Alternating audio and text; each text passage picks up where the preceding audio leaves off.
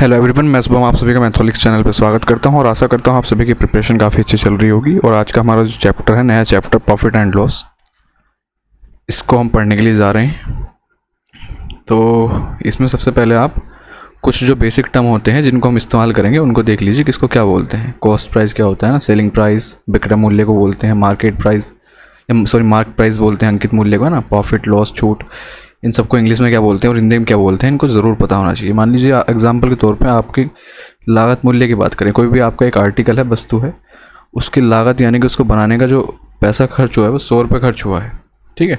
तो उसका कैसा हो गया, कॉस्ट प्राइस हो गया, यानी कि क्रय मूल्य या फिर लागत मूल्य भी उसको बोलते हैं। अब इसको आपने बेचने के लिए इसके ऊपर मान लीजिए 150 रुपये रेट डाल दिया, जिसको मार्क प्राइस भी बोलते हैं या एमआरपी भी बोलते हैं ना, एमआरपी बोलते हैं, रिटेल प्राइस, ठीक है। तो ये आपका एमआरपी हो गया। अब लेकिन ये रेट सिर्फ वस्तु के ऊपर पड़ा हुआ है, लेकिन आप इसको बेच रहे हैं मान लीजिए 120 में, तो ये क्या हो गया, इसका सेलिंग प्राइस हो गया। क्लियर। अब यहाँ से इसका जो देखिए, आप 100 रुपये की किसी वस्तु को बना रहे हो, बेच रहे हो 120 का, तो सीधा सीधा कितने रुपए का, 20 रुपये का आपको फ़ायदा हो रहा है। इसका मतलब प्रॉफिट कितना आ गया, यहाँ से 20 रुपये का आ गया। अच्छा, उस पर एमआरपी 150 रुपये पड़ा हुआ था, उसको आप 120 में बेच रहे हो, तो यहाँ पे क्या दे रहे हो, आप छूट दे रहे हो, जिसको हम डिस्काउंट बोलते हैं। तो 30 रुपये का आपको क्या हो गया, आपने वहाँ पे डिस्काउंट दे दिया। मान लीजिए 100 रुपये की वस्तु थी, जो आपको लागत मूल्य जिसका पड़ रहा था वो आपने बेच दी 75 में। तो यहाँ पर आपको साफ साफ दिख रहा है क्या, कि आप 100 रुपये की वस्तु को 75 में बेच रहे हैं, कितने का लॉस हो रहा है, वो आपको 25 का लॉस हो रहा है। तो जितने भी टर्म आपके सामने लिखे हुए हैं, इनका मतलब आप इस तरीके से समझ सकते हैं। क्लियर है, बिल्कुल बेसिक, आसान एकदम, और कुछ भी ऐसा कुछ नया नहीं था समझने के लिए। सिर्फ आपको हाँ ये देखना है तो कि किसको हम क्या बोलते हैं। जैसे कि कॉस्ट प्राइस को हम सीपी बोल देंगे, क्रय मूल्य हिंदी में, और एसपी बोलेंगे हम सेलिंग प्राइस को, एमआरपी को या मार्क प्राइस बोलेंगे एमपी को, है ना, और प्रॉफिट को पी एल और डिस्काउंट को डी से डिनोट करेंगे। ये सारे यहाँ पे टर्म्स हैं। अच्छा, अब इनको हमने टर्म्स को तो जान लिया कि क्या होते हैं, लेकिन इनको कैलकुलेट कैसे करते हैं वो थोड़ा देख लीजिए। प्रॉफिट हमने क्या देखा अभी पीछे, प्रॉफिट आपने देखिए, प्रॉफिट हमने कैसे निकाला था, हमने कहा था कि सेलिंग प्राइस जितना भी है हमारा, उसमें से अगर हम कॉस्ट प्राइस को निकाल दें, है ना, 120 रुपये का उसको बेच रहे हैं, 100 रुपये का हमको वो पड़ रहा था, तो 20 रुपये का प्रॉफिट आ गया। वही बात यहाँ लिखी हुई है कि सेलिंग प्राइस से आप कॉस्ट प्राइस को माइनस कर दीजिए। लॉस की बात करें तो कॉस्ट प्राइस उस टाइम पे बड़ा हो जाएगा, क्योंकि 100 रुपये की वस्तु है आपकी, उसको आप 75 में बेचोगे तो क्या होगा, लॉस ही होगा वहाँ पे। यानी कि कॉस्ट प्राइस जो है आपका, सीपी जो है बड़ा हो जाता है किससे, एसपी से बड़ा हो जाता है, तब वहाँ पे लॉस होगा, और इसी को हम क्या कहेंगे, लॉस कहेंगे। इनके परसेंटेज की बात करें तो आपने एक बात ध्यान नोट की होगी, देखिए पीछे, कि चाहे हमें लॉस हो रहा था या प्रॉफिट हो रहा था, वो किसके ऊपर हो रहा था, हमारे कॉस्ट प्राइस के, ठीक है, क्रय मूल्य के ऊपर। क्योंकि बेसिक प्राइस तो वही है, जो लागत हमें पड़ी है किसी चीज़ को बनाने की, 100 रुपये की तो पड़ी है हमको, उसको हम 120 का बेचें या 75 का बेचें। 120 में बेचेंगे तो 20 रुपये का फ़ायदा होगा, 75 में बेचेंगे तो 25 रुपये का नुकसान होगा। अब परसेंटेज की बात करेंगे तो हम सीपी पे ही तो कैलकुलेट करेंगे वो, क्योंकि बेस तो यही है, यहीं से तो हम प्रॉफिट और लॉस को कैलकुलेट कर रहे हैं, बेस पे तो हम बेस को देखना है। तो इसलिए प्रॉफिट परसेंट या लॉस परसेंट जब भी निकालना हो तो आप ऊपर प्रॉफिट रखेंगे, अपॉन में क्या रखेंगे, जो कॉस्ट प्राइस है आपका, क्योंकि प्रॉफिट या लॉस आपको किस पे होता है, हमेशा कॉस्ट प्राइस पे होता है, ठीक है। तो अपॉन में आप कॉस्ट प्राइस रखेंगे और इनटू कर देंगे 100% निकालने के लिए। फॉर एग्जांपल, जैसे कि लॉस की बात करें, यहाँ पे 25 रुपये का नुकसान हो रहा है, अपॉन क्या रखेंगे, हो किस पे रहा है वो देखो ना आप, 100 रुपये पे हो रहा है, यानी कि कॉस्ट प्राइस पे हो रहा है, इंटू 100, तो 25 चौके 100, और 4 से 100 को आप काटोगे तो 25% का आपको लॉस हो गया। ये छोटा सा एग्जांपल लिया था, पैसे भी सीधा सीधा दिख रहा है, जितना गैप है 100 पे कैलकुलेट करेंगे तो 25% ही होगा वो, ठीक है। ऐसे ही प्रॉफिट की अगर हम बात करें तो मान लीजिए 100 रुपये की चीज़ आप कितने बेच रहे थे, 120 में बेच रहे थे, तो 20 रुपये का प्रॉफिट हो रहा था। प्रॉफिट परसेंट की बात करेंगे तो 20 रुपये का प्रॉफिट है, लेकिन कितने पे है, किस पे है, 100 पे है, इंटू 100, ऐसे करके भी हम इसको कैलकुलेट कर सकते हैं, ठीक। प्रॉफिट लॉस कैसे, प्रॉफिट परसेंट कैसे निकालना है, लॉस परसेंट कैसे निकालना है, वो समझ आ गया होगा आपको। अब सेलिंग प्राइस क्या होता है हमारा, कॉस्ट प्राइस इंटू 1 + 100 बोल देते हैं इसको, 1 + p% बोल देते हैं इसको। थोड़ा सा ऐसे समझ लीजिए, बाकी क्वेश्चन मैं आपको समझाऊंगा, ऐसे लिख दिया। सबसे इंपॉर्टेंट ये है ये एक फॉर्मूला जो होता है आपका कि आपको डिस्काउंट परसेंट या प्रॉफिट परसेंट दे रखा हो, सीपी या एमपी दे रखा हो, तो इस फॉर्मूले का बहुत ज़्यादा इस्तेमाल है। यहाँ से हम सीपी और एमपी का डायरेक्ट रेशो निकाल सकते हैं। कैसे? 100 में से माइनस कर देंगे डिस्काउंट परसेंट को और 100 में प्लस कर देंगे प्रॉफिट परसेंट को, तो वहाँ से हमारा किसका सीपी और एमपी का डायरेक्ट रेशो आ जाएगा। और ये क्वेश्चन में भर भर के क्वेश्चन इसके ऊपर आते हैं और इसका इस्तेमाल काफ़ी होता है, तो इस फॉर्मूले को तो आपको भूलना है ही नहीं है। ठीक है, तो आई होप आपको ये सारी चीज़ें क्लियर होंगी। आगे अब क्वेश्चन देख लेते हैं। कुछ बेसिक क्वेश्चन हैं आज, ज़्यादा क्वेश्चन तो नहीं है, मतलब टफ क्वेश्चन नहीं है आज, सारे बेसिक क्वेश्चन हैं। बाकी ये पीडीएफ, इस पीडीएफ के अंदर बहुत अच्छे अच्छे प्रैक्टिस के लिए क्वेश्चंस हैं। इस पीडीएफ को ज़रूर सोल्व कर लीजिए, आपके लगभग 80 to 90% प्रॉफिट लॉस खत्म हो जाएगा।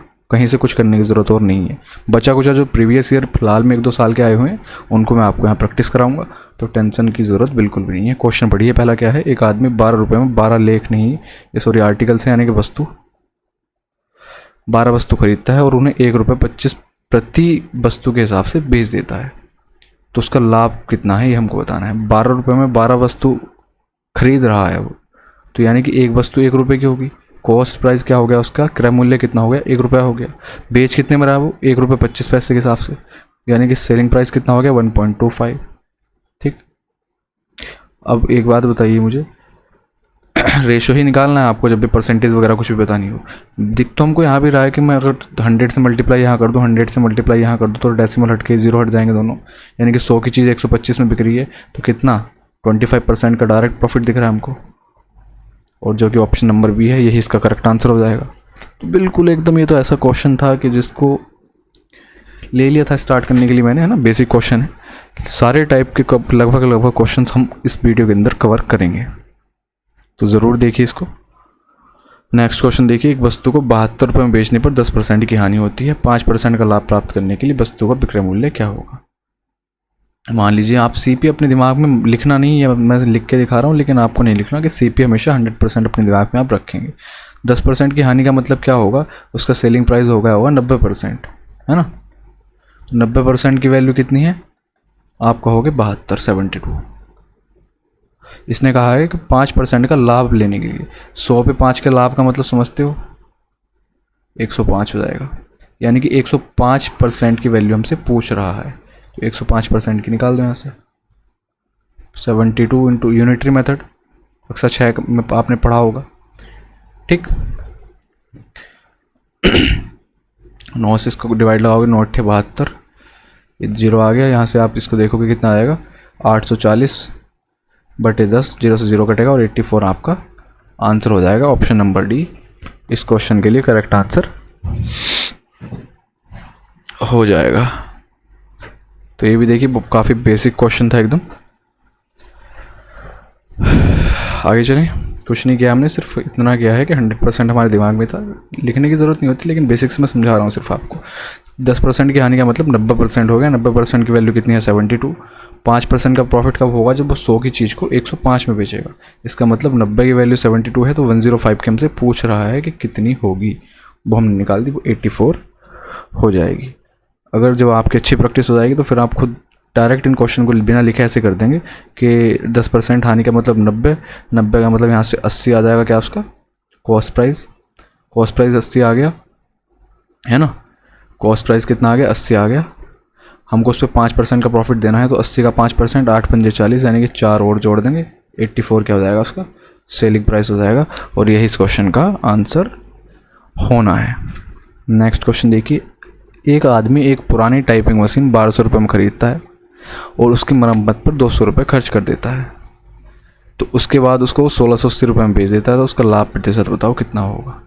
उसकी लागत मूल्य कितनी आई? आप खुद बताइए। 1200 रुपये की तो वो खरीद के लाया, 200 रुपये उसने खर्च कर दिए उसके ऊपर, तो कुल मिला के उसको 1400 रुपये की पड़ी ना वो मशीन। उसका क्रय मूल्य उसको कितना पड़ा? 1400 रुपये की पड़ी। वो 1400 रुपये की चीज़ को, किसी टाइपिंग मशीन को 1680 में बेच रहा है, तो उसको प्रॉफिट ही हो रहा है साफ साफ। कितने का प्रॉफिट हो रहा है? आप कहोगे 280 का। कितने पे? से कॉस्ट प्राइस पे ही होता है प्रॉफिट या लॉस। 1400 पे इंटू 100, 2 0 से 2 0 कैंसिल, इससे आप डिवाइड लगाओगे तो कितना आ जाएगा? 20%। ऑप्शन ए इस क्वेश्चन का क्या है? करेक्ट आंसर हो जाएगा। आगे चलते हैं। बहुत बेसिक क्वेश्चन है, इनको ज़्यादा दिमाग लगाने की ज़रूरत नहीं है। अच्छे से समझते हुए चलिए। एक वस्तु बी को 10% के लाभ पर बेचता है, बी उसे 7.5% के लाभ पर सी को बेच देता है और सी उसे 25% की हानि पर बेचता है।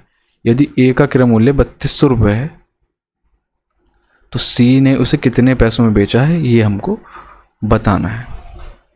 ठीक है, इसको करने के कई तरीके हो सकते हैं, लेकिन इसको हम रेशियो मेथड से करेंगे, जो कि मैंने आपको परसेंटेज में भी पढ़ाया था कॉन्जुगेटिव वाले क्वेश्चन में। वहाँ से हमको क्या है, डायरेक्ट सी पी ए और सी का हमको क्या मिल जाएगा, ए और सी का हमको डायरेक्ट रेशियो मिल जाएगा। ठीक है, 10% का लाभ का मतलब 1/10 होगा। 10 की वैल्यू उसने 10 की कितने में बेच दी, 11 में बेच दिया। अब बी ने उसको क्या किया है, 7.5% के लाभ पर बेचा है। 7.5% का मतलब 15/2 या 2 × 100 कर देंगे परसेंटेज हटाने के लिए। 5 या 15, 5 चौक 20, सॉरी 5 या 15, 5 दूनी 10, तो कितना आ गया, 3/40 आ गया। लाभ पर बेच रहा है तो 40 की वैल्यू को इसने 40 की चीज़ 43 में बेची होगी। अब सी ने उसे 25% की हानि पे बेचा है, मतलब 1/4, 4 की वैल्यू उसने 3 में बेच दी है। बस आपका यहाँ से डायरेक्ट आंसर निकाल सकते हैं आप। इसको सॉल्व कीजिए, कितना आएगा यहाँ से आप देखोगे तो 4 इस वाली साइड की मल्टीप्लाई जब करोगे तो 4 चौक 16, 1600 हो जाएगा। और इस साइड की जब आप मल्टीप्लाई करोगे तो कितना आएगा, ये 3 × 9 और 3 चौक 12 × 11। ठीक है, अब इस 1600 की वैल्यू इसने हमको कितनी दे रखी है, 3200 दे रखी है, यानी कि 2 गुना कर रखा है। तो इसकी भी वैल्यू को हमको क्या कर देना है, 2 गुना कर देना है × 2, और हमारा यही आंसर हो जाएगा। तो कैलकुलेट करते हैं इसको। 129 में जब 11 से डिवाइड लगाएंगे तो क्या आएगा, 11 × 9 99, सॉरी मल्टीप्लाई करेंगे तो 11 × 9 99, 11 दूनी 22 और 9 31, 3 कैरी हुए, 11 × 11 और 3 14, 14 से 19 का जब 2 गुना करोगे आप तो वो कितना आ जाएगा, 28 38। और यही हमसे क्वेश्चन में ये पूछ रहा था। ऑप्शन डी इस क्वेश्चन का क्या हो जाएगा, करेक्ट आंसर हो जाएगा। तो देखिए, रेशियो मेथड हमने परसेंटेज में बहुत अच्छे से सीखा है। अगर आपको ना समझ आ रहा हो तो आप इसको ज़रूर जाके देख लीजिए। परसेंटेज में भी रेशियो एंड प्रोपोर्शन में इसलिए ऑलरेडी करवा चुका हूँ। ये देखिए, ये चीज़ें हमने परसेंटेज में सीखी, इसलिए मैंने पहले परसेंटेज पढ़ाया था आपको, है ना। और रेशियो मेथड वगैरह, रेशियो को जानने के लिए रेशियो वाला जाके क्वेश्चंस देखिए, उसकी वीडियो को देखिए, आपको काफ़ी अच्छे से सारी चीज़ें क्लियर ये हो जाएंगी। बाकी इसका दूसरा कोई तरीका और क्या हो सकता था, दूसरा और कोई तरीका लगाओगे आप तो फंस जाओगे। जैसे कि आप क्या लगा सकते हो कि 3200 पे 10% का लाभ दोगे आप, तो 3200 का एक 10% का लाभ मतलब 110%, ऐसे करोगे। फिर 7.5% का लाभ दोगे। इस तरीके से करके आप क्या करोगे, इसको थोड़ा सा कॉम्प्लिकेट बना लोगे।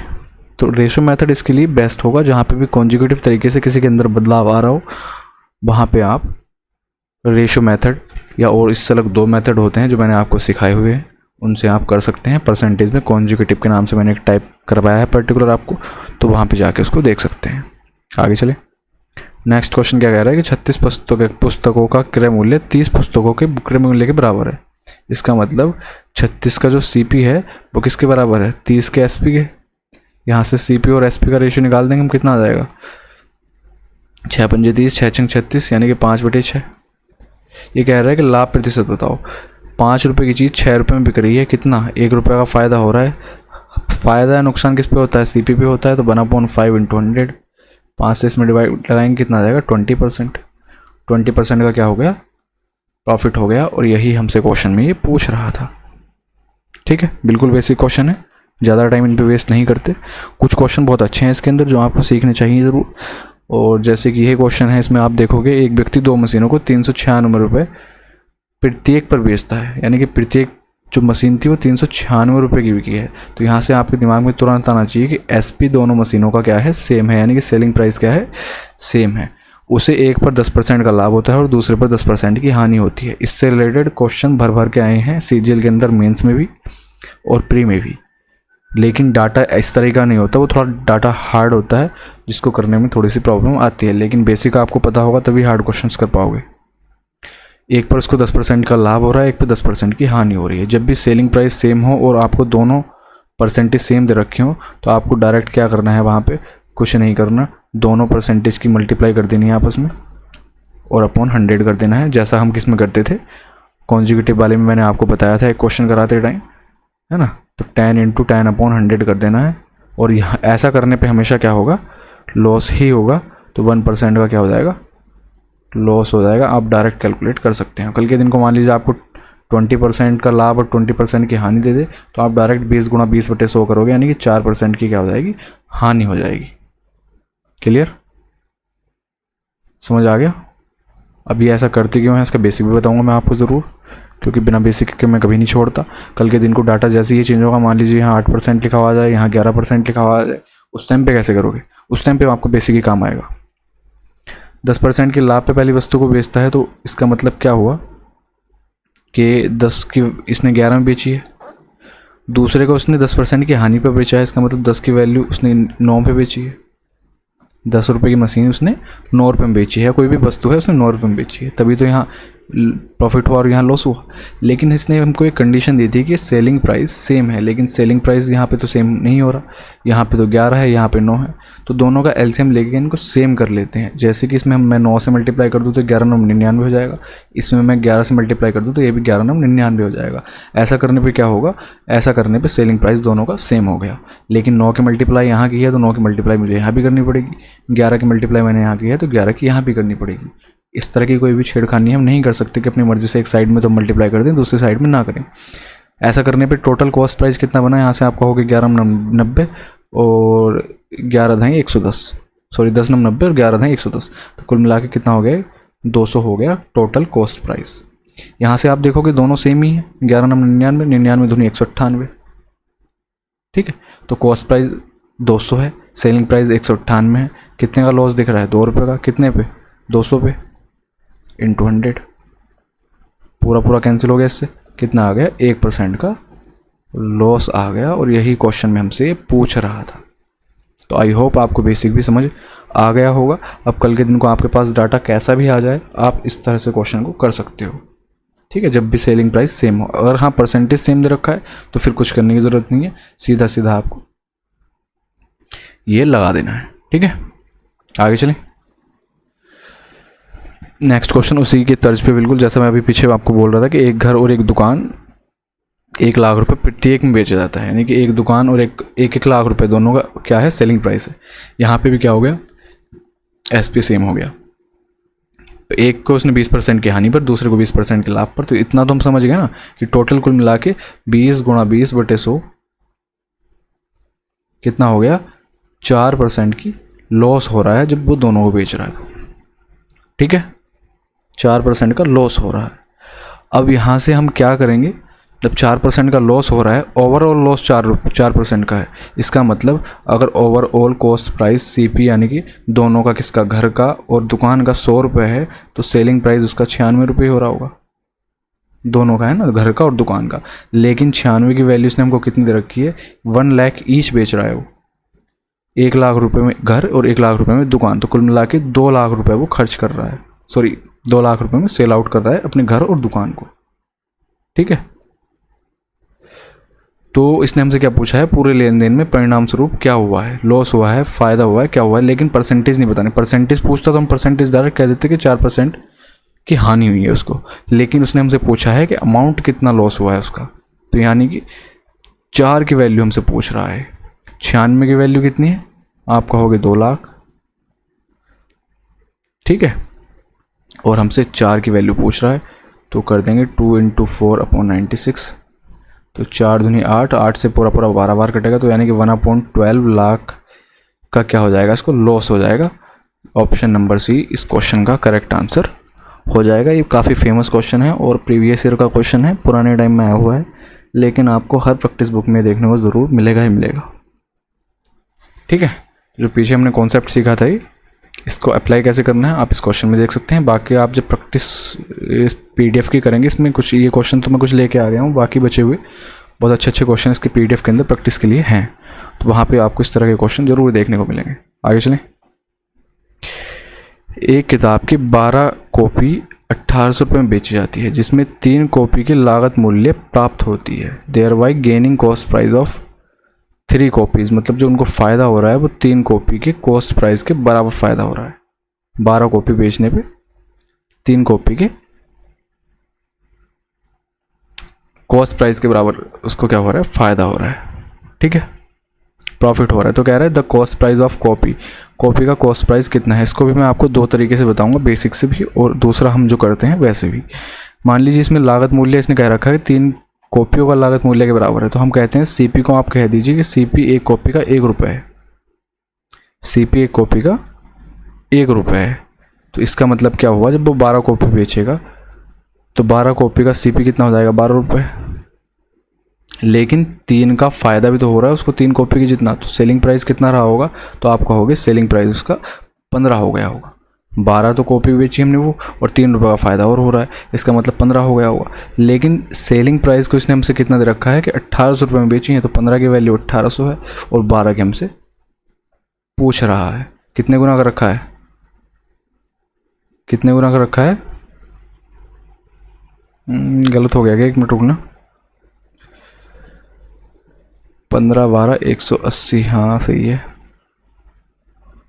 हाँ सही है, नहीं नहीं बिल्कुल ठीक है। 12 की नहीं, हाँ थोड़ा बोलने में गलती होगी कि 12 की नहीं पूछ रहा वो कॉस्ट प्राइस पूछ रहा है। कॉस्ट प्राइस को हमने 1 मान रखा है, तो 15 की वैल्यू 180 है, तो 1 की कितनी हो जाएगी, आप कहोगे सॉरी 1800 है, तो 1 की वैल्यू क्या हो जाएगी 1800 बटे 15, जो कि कितना होता है 120 होता है। यानी कि ऑप्शन नंबर ए इस क्वेश्चन का क्या हो जाएगा, करेक्ट आंसर हो जाएगा। तो देखिए एक तरीका तो इसका ये होता है कि इसमें हमको जो भी दे रखा हो कि इतने की कॉपी के कॉस्ट प्राइस के बराबर दे रखा हो, सेलिंग प्राइस के बराबर, उसको ही आप 1 मान लीजिए, उसको ही आप 1 मान लीजिए, और फिर उसके अकॉर्डिंग क्वेश्चन को कीजिए, तो आप आसानी से कर पाओगे। ऐसे नहीं करना चाहते, बेसिक से करना चाहते हो तो बेसिक से भी देख लीजिए। इसने क्या कहा था कि 12 कॉपीज़ बेचने पर एक बुक की, उसको 3 कॉपी के कॉस्ट प्राइस के बराबर फ़ायदा हुआ है 12 कॉपी बेचने पर, ठीक है। तो 12 कॉपी पे फ़ायदा कब होगा, जब मैंने क्या बताया था आपको, जब सेलिंग प्राइस ज़्यादा हो कॉस्ट प्राइस से।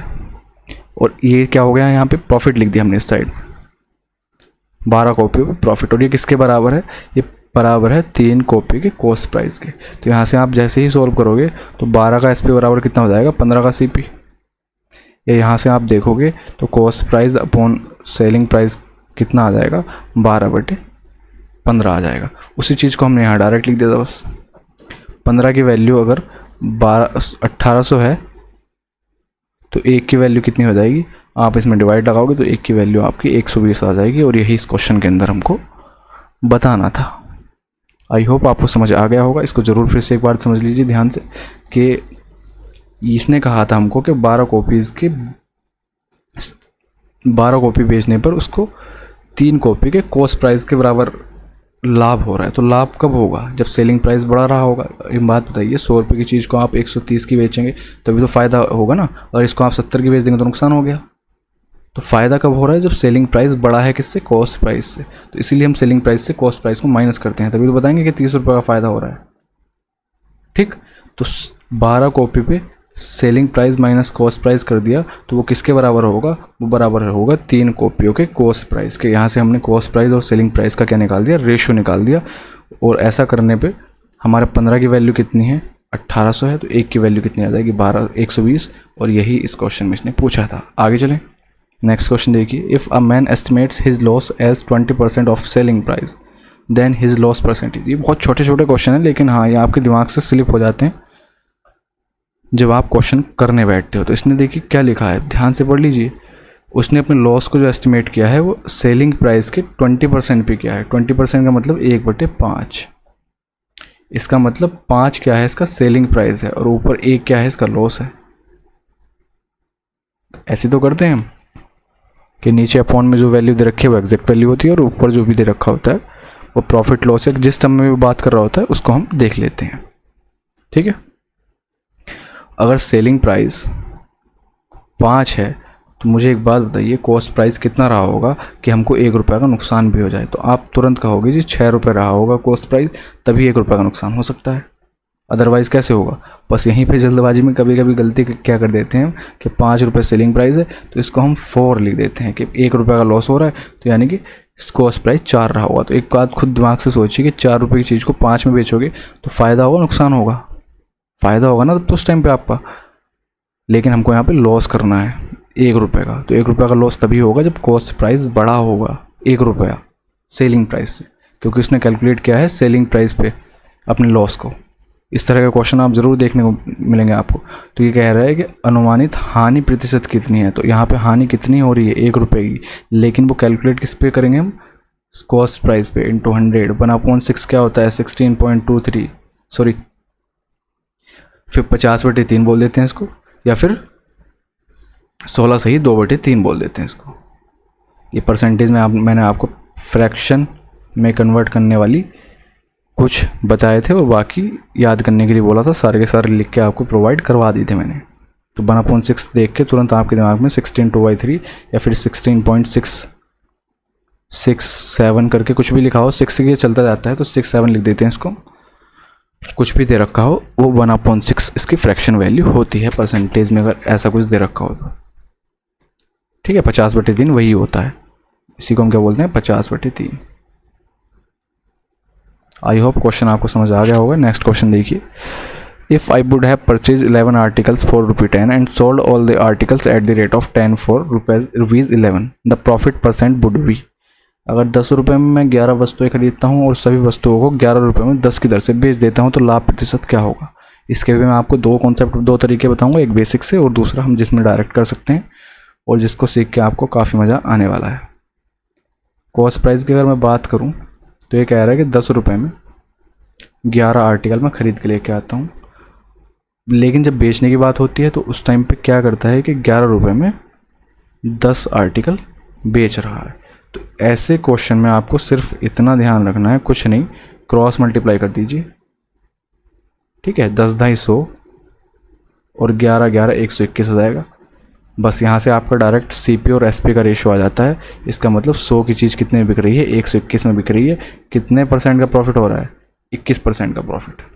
ऑप्शन नंबर बी आपका करेक्ट आंसर हो जाएगा। तो बहुत अच्छा और बेसिक कॉन्सेप्ट है, इसको अब बेसिक से देखते हैं।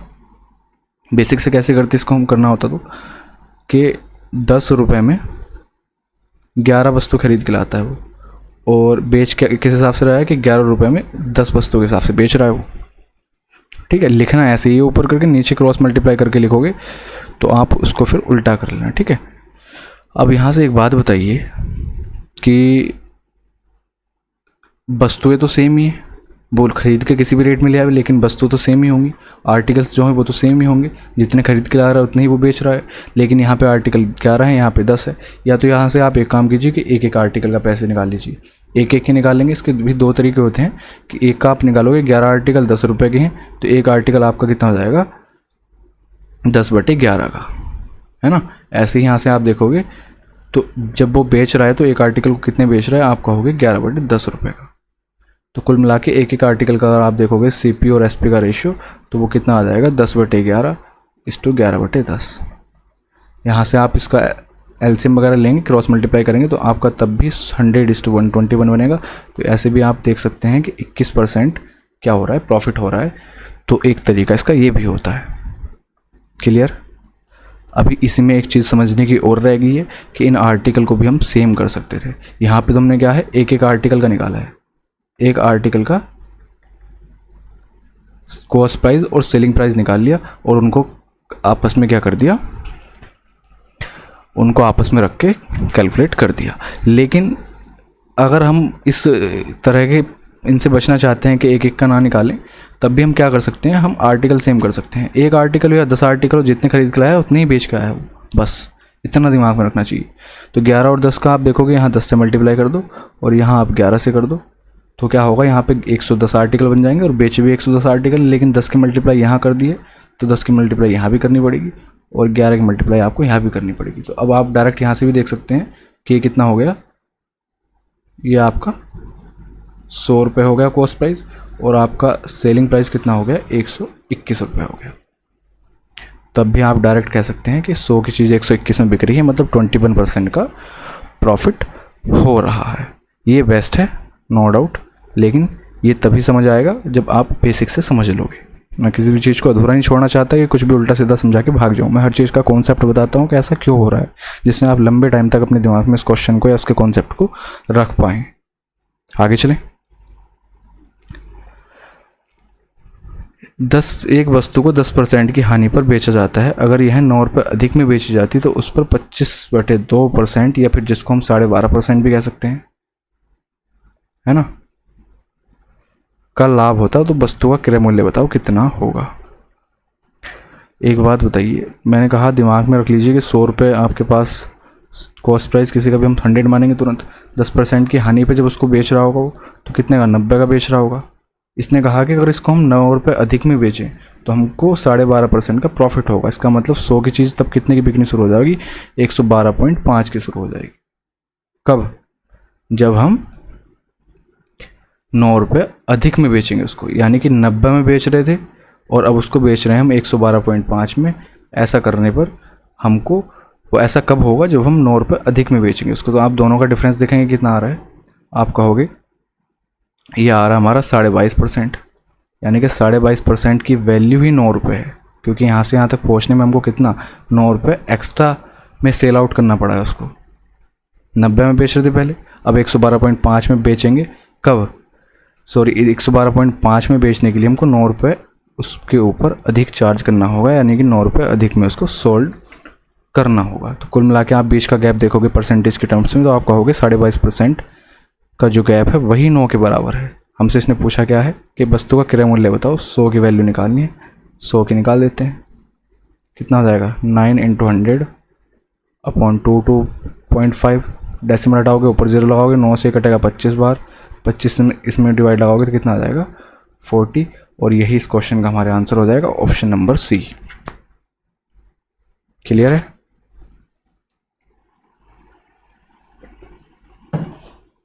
तो आई होप आगे वो आप इस तरह के क्वेश्चन का ध्यान रखेंगे कि इतना कुछ नहीं लिखेंगे, डायरेक्ट देखेंगे 10% की हानि हो रही थी पहले, अब 12.5% का लाभ हो रहा है। इसका मतलब इन दोनों के बीच का गैप कितना है, तो आप कहोगे 22%। दोनों को जोड़ दो, 22%, और 22% जो एक गैप को पूरा कर रहा है, उस गैप को पूरा कर रहा है 9 रुपये।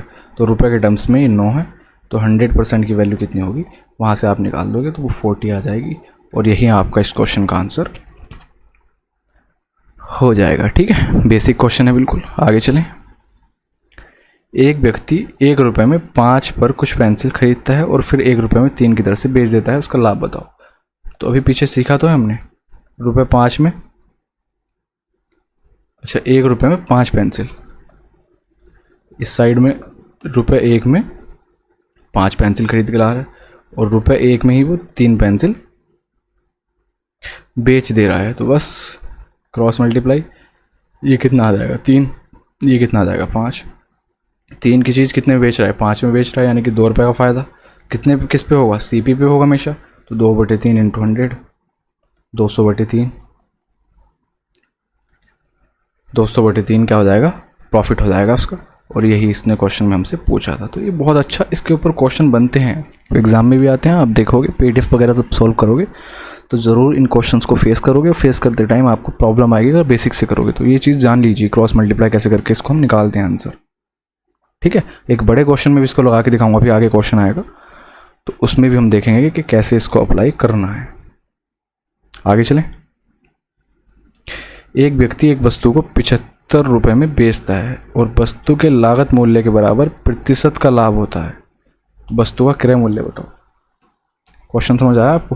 क्वेश्चन कुछ ऐसा कह रहा है, देखिए कि जितनी उसकी लागत मूल्य है, मान लीजिए x उसकी लागत मूल्य है, यानी कि कॉस्ट प्राइस है, तो x% का ही उसको फ़ायदा हो रहा है, और x% का फ़ायदा हो रहा है तो फ़ायदे को कॉस्ट प्राइस में मिला के वो 75 रुपये में बेच रहा है। अगर आप बेसिक से इसको देखोगे तो आप ऐसे लिखोगे, x रुपये तो वो खुद ही होगा उसका कॉस्ट प्राइस, प्लस x का x%, यानी कि जो हमारा प्रॉफिट है, जो हमारा प्रॉफिट है उसको भी उसमें मैं ऐड कर दूं, तभी तो सेलिंग प्राइस बनेगा आपका। वो कितना है, 75 है। यहाँ से आप देखोगे, इसको हटा के अपॉन में 100 लगाओगे तो ये क्या कह रहा है, 1 + x/100 = 75। यहाँ से क्वाड्रेटिक इक्वेशन बनेगी, या फिर आप ब्रैकेट में ब्रेक करके इसको करेंगे तब लंबा चौड़ा आपका ये बन जाएगा क्वेश्चन। लेकिन वैसे नहीं करना है, जब ऑप्शन दे रखे हैं, क्वेश्चन भी आया हुआ है SSC में ही, तो इसको भी ज़रूर देख लीजिए कि हम ऑप्शन की हेल्प से करेंगे, क्योंकि हमको पता है प्रॉफिट % और कॉस्ट प्राइस दोनों सेम है। तो जैसे कि 150 तो कभी हो नहीं सकता, कैसे हो जाएगा, जब सेलिंग प्राइस ही 75 है तो 150 तो लागत मूल्य कभी हो ही नहीं सकता, और वहाँ पे फ़ायदा भी हो रहा हो। ऐसा तो पॉसिबल है नहीं। 40 को अगर मैं लूँ तो आप कहोगे 40 रुपये तो खुद रहा होगा, 40 का 40% ही हमको निकालना है जो कि प्रॉफिट है। तो 4 चौक 16, 40 में 16 ऐड करूँगा तो 56 हो जाएगा, लेकिन 75 के बराबर लाना है। जब 40 पे ही 56 बन रहा है तो 37.5 पे तो और भी कम बनेगा, ये भी ख़त्म। तो अकेला ऑप्शन 50 बचता है, यानी कि 50 तो खुद उसका कॉस्ट प्राइस रहा होगा, प्लस 50 का भी 50% जो प्रॉफिट होगा वो कितना 25। इन दोनों को जब आप ऐड करोगे तो आपका 75 बनेगा और यही सेलिंग प्राइस हो जाएगा। और ऑप्शन जो क्वेश्चन में दे रखा था इसने उसको ये वेरीफाई करेगा। तो आपको हमेशा ऑप्शन की हेल्प लेनी है। इस तरह का क्वेश्चन जब भी आता है 60% पे भी आया हुआ है, उसमें 60 था कि 60, तो उसमें दे रखा था 96 सेलिंग प्राइस, तो वहाँ पे हमको देखना था। तो तुरंत क्वेश्चन में हिट कर जाना चाहिए देखते ही कि 60 दे रखा है तो 60 का 60% 36, यानी कि 60 + 36 96 होगा। तो तुरंत आप 60 पे टिक करके चले जाएंगे, चाहे परसेंटेज पूछ ले आपसे या कॉस्ट प्राइस, दोनों ही सेम होने वाले हैं। ठीक है, ये वाला आपको नहीं लगाना है, इसमें आप क्वाड्रेटिक क्वेश्चन वगैरह बनाओगे कोई फ़ायदा नहीं होगा। आगे चलें, इसको देखिए। एक व्यक्ति ने कुछ वस्तुएं 5 प्रति 1 रुपये यानी कि 1 रुपये में 5 की दर से खरीदी और समान संख्या में, एक शब्द को ढंग से पढ़ लीजिए कि समान संख्या में जितनी पहले खरीद रहा था उतनी ही बाद में उसने 4 प्रति 1 रुपये, बाद में उसने 1 रुपये में 4 वस्तु खरीदी, लेकिन नंबर ऑफ आर्टिकल्स इक्वल हैं दोनों कंडीशन में। यहाँ तक तो वो खरीद ही रहा है। उसके बाद उसने दोनों प्रकार की वस्तुओं को मिलाया और 9 वस्तुएं प्रति 2 रुपये के हिसाब से उसने बेच दी, यानी कि 2 रुपये में 9 के हिसाब से उसने बेच दी। इस धंधे में उसे करीब लगभग 3 रुपये का नुकसान हुआ है। तो उसके द्वारा खरीदी गई वस्तुओं की कुल संख्या कितनी है? ठीक है, तो सबसे पहले तो आप ये देखिए, कॉस्ट प्राइस की अगर मैं सिर्फ बात करूं तो आप कहोगे कि पहली कंडीशन में ये 5 वस्तुएं 1 रुपये की खरीद रहा है और दूसरी कंडीशन में 4 वस्तुएं 1 रुपये की खरीद रहा है। अभी हम कॉस्ट प्राइस की बात कर रहे हैं, लेकिन इसने कहा है कि एक समान है दोनों। यहाँ 5 हो रहा है, यहाँ 4 हो रहा है, तो गलत हो रहा है ना, दोनों को इक्वल करो। तो इधर भी मल्टीप्लाई करोगे आप। ऐसा करके क्या होगा कि आप ये देखेंगे कि ₹4 में 20 वस्तुएं खरीदता है वो, और फिर इसको ये 5 है सॉरी, फिर ₹5 में 20 वस्तुएं खरीदता है। कुल मिला के 9 रुपये खर्च कर दे रहा है वो। कितनी वस्तु खरीदने के लिए? आप कहोगे 40 वस्तु खरीदने के लिए उसने 9 रुपये खर्च कर दिए हैं, यानी कि उसका कॉस्ट प्राइस जो है वो क्या है कि 9 रुपये खर्च कर रहा है वो 40 वस्तुओं पर। क्लियर? अब उसके सेलिंग प्राइस की बात करें हम, तो सेलिंग प्राइस क्या है उसका? सेलिंग प्राइस उसका है 2 रुपये में 9 के हिसाब से वो सेल करता है, बस। अब इसको हम कैसे लिखेंगे भाई? अपना हम क्रॉस मल्टीप्लाई जो करके लिखते हैं कि ₹9 में 40 वस्तुएं क्या कर रहा है वो खरीद रहा है, और जब बेचने की बात आती है तो ₹2 में वो क्या करता है 9 वस्तुएं बेचता है। बस यहाँ से हम क्रॉस मल्टीप्लाई कर देते हैं, 9 9 81 और 40 दूनी 80। इसका मतलब अगर हमसे वो यही पूछ लेता सिर्फ कि परसेंटेज क्या है उसके लॉस का, ये CP है हमारा, ये हमारा SP है सेलिंग प्राइस, ये हमारा कॉस्ट प्राइस है। 81 रुपये की वस्तु को वो 80 रुपये में बेच रहा है। 81 की वस्तु को 80 रुपये में बेच रहा है, तो मुझे एक बात बताइए कितने का लॉस हो रहा है उसको? 1 रुपये का लॉस हो रहा है। लेकिन उसने कहा है कि उसको 3 रुपये का नुकसान होता है। तो 3 बनाने के लिए 1 की वैल्यू 3 है, तो यहाँ से आप देखोगे इसका मतलब 81 की वैल्यू या एक्चुअल उसका CP क्या रहा होगा? 3 × 3 3 × 8 24। एक्चुअल CP अगर वो हमसे पूछ लेता तो आप कहते कि 243 रुपये उसका एक्चुअल CP है, और 3 × 8 24 करोगे तो 240 रुपये उसका एक्चुअल SP है, यानी कि सेलिंग प्राइस है। बहुत अच्छा क्वेश्चन है, ध्यान से समझिए, इंटरेस्टिंग भी काफ़ी है क्वेश्चन। समझ आ गया? अगर सिर्फ हमसे पूछ लेता कि कॉस्ट प्राइस बताओ, एक्चुअल कॉस्ट प्राइस कितना है, एक्चुअल सेलिंग प्राइस कितना है, तो आप कहते हैं कि एक्चुअल कॉस्ट प्राइस 243 है और एक्चुअल सेलिंग प्राइस 240 है। अब आप खुद देखोगे 3 रुपये का नुकसान भी हो रहा है, जो उसने क्वेश्चन में हमसे कहा था।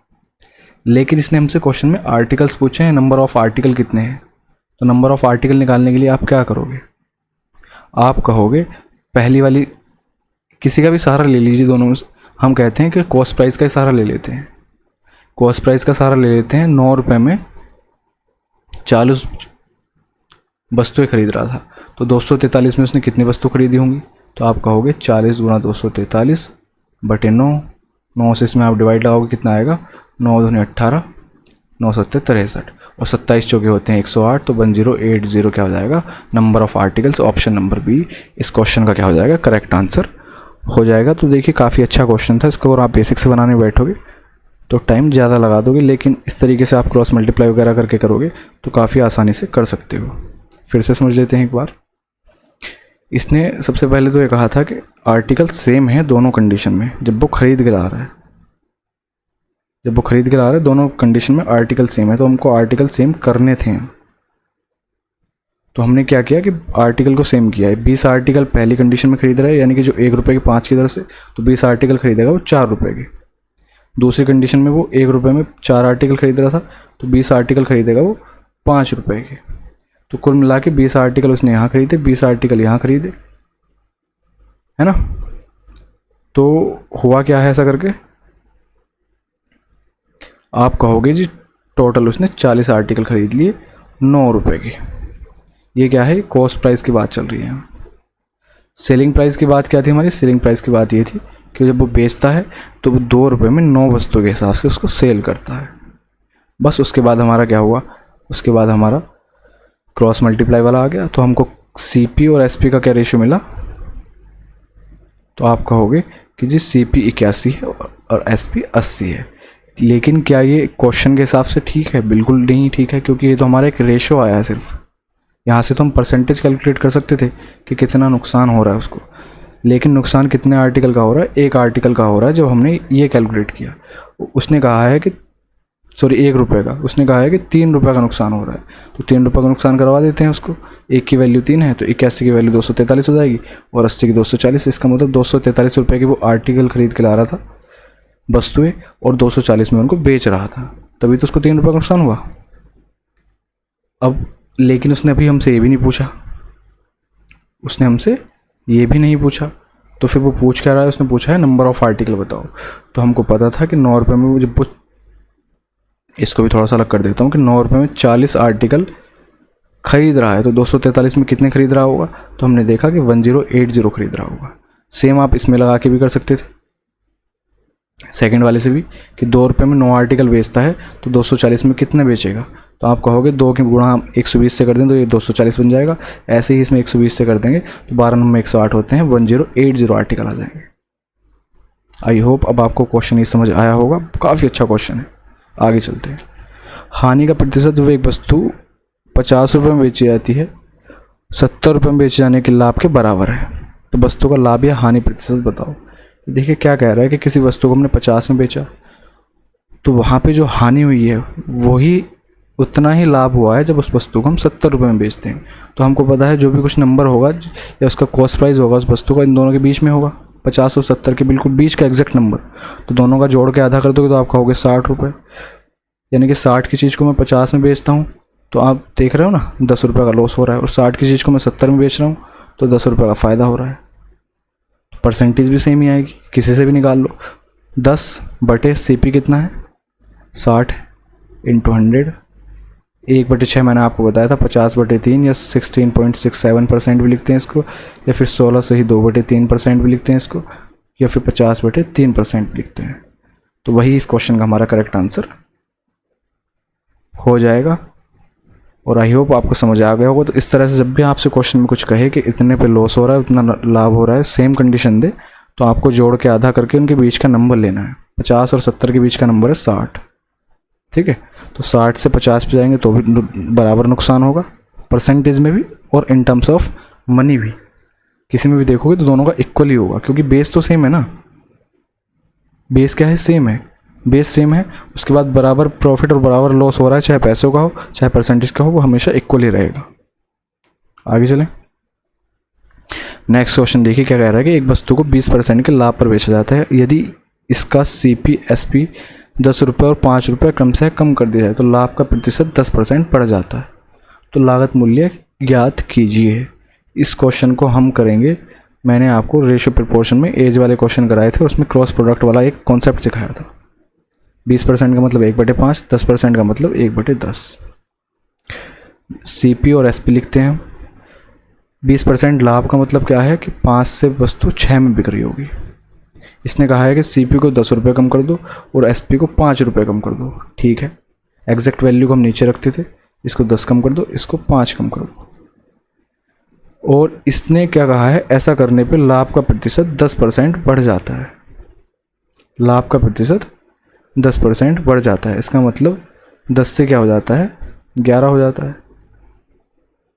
10 से क्या हो जाता है, 11 हो जाता है। क्लियर है यहाँ तक? तो यहाँ से हमने क्रॉस मल्टीप्लाई सीखा था, अगर आपको थोड़ा सा भी याद हो तो आप 11 पंजे 55 और 10 छंग 60 ऐसे करते ना, उन दोनों का डिफरेंस लेते थे। तो कितना आ गया, 5, और 5 की वैल्यू क्या हो जाएगी, आप नीचे क्रॉस मल्टीप्लाई करोगे, 10 पंजे 50 और 11 धाई 10 पंजे 50 और 11 धाई 110, 50 और 110 का डिफरेंस लेंगे तो 60। 5 की वैल्यू 60 आ गई। इसने हमसे कॉस्ट प्राइस पूछा है, तो 5 ही कॉस्ट प्राइस है, इसका मतलब 60 ही क्या हो जाएगा, हमारा आंसर हो जाएगा। क्लियर है? क्वेश्चन समझ आ गया होगा आई होप। और ये तरीका मैंने आपको सिखाया है, और ये भी बताया था कि हाँ, हमेशा वैल्यू जब भी पुट करनी हो तो ऊपर वाले में वैल्यू पुट करना, नीचे वाले रेशियो में वैल्यू पुट आप कभी भी नहीं करोगे। ठीक है? क्लियर है? समझ आ गया आपको?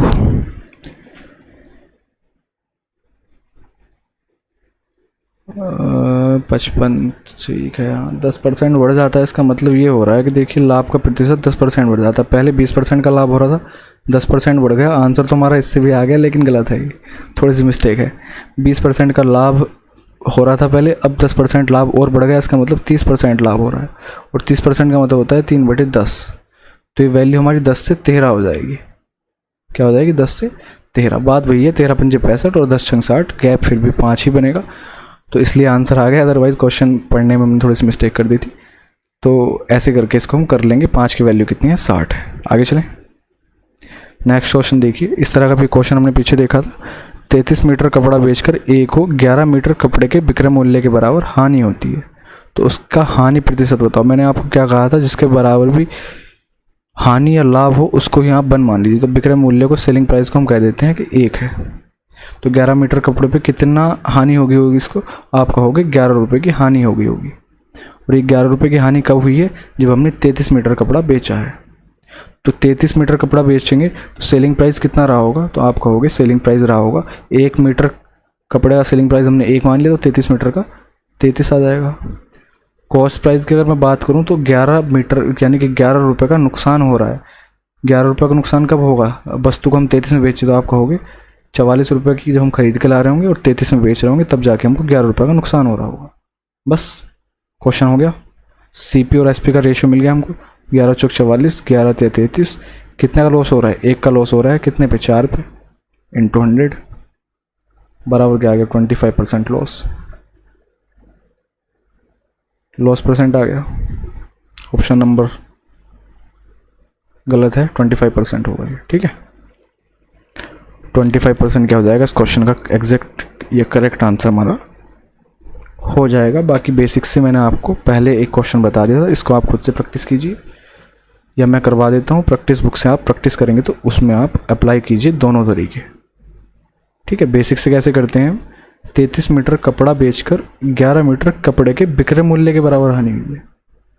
तो जो हानि कब होगी, हानि मैंने आपको बताया जब सेलिंग प्राइस छोटा हो जाए हमारा, किससे, कॉस्ट प्राइस से। यानी कि कॉस्ट प्राइस बड़ा होगा, सीपी माइनस एसपी तो लिखते हैं। और ये कितने मीटर कपड़े की बात चल रही है, तो आप यहाँ देखोगे 33 मीटर कपड़े की बात चल रही है। तो 33 मीटर कपड़े का ये क्या है, लॉस लिखा हुआ है आपने ये, लेकिन ये लॉस लिखा हुआ है। लॉस किसके बराबर है, 11 मीटर कपड़े के विक्रय मूल्य के, यानी कि 11 के सेलिंग प्राइस के बराबर है। यहाँ से आप देखोगे तो क्या आएगा, 33 का कॉस्ट प्राइस बराबर हो जाएगा 44 के सेलिंग प्राइस के, या cost price upon selling price बराबर हो जाएगा आपका 44/33, या फिर इसको आप 11 से डिवाइड लगाओगे तो 4/3।